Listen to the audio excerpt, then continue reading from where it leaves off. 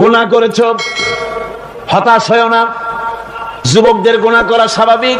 ইউনিভার্সিটির ছাত্র, কলেজের ছাত্র, প্রফেসর, শিক্ষক, অফিসার ঘুষ খেয়েছেন, জিনা করা হয়েছে, মদ খাওয়া হয়েছে, মিথ্যা কথা বলা হয়েছে, যাই কিছু করেন না কেন ভয় পাওয়ার কারণ নাই, নিরাশ হওয়ার কোনো দরকার নাই।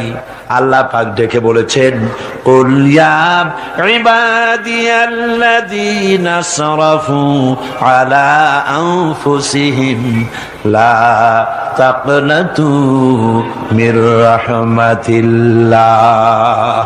আরে আমার আল্লাহর মতো এত ভালো আর কেউ আছে? এত দরদ আর কারো আছে? আমার আল্লাহ বলেন, ও নবী আপনি শুনায় দেন,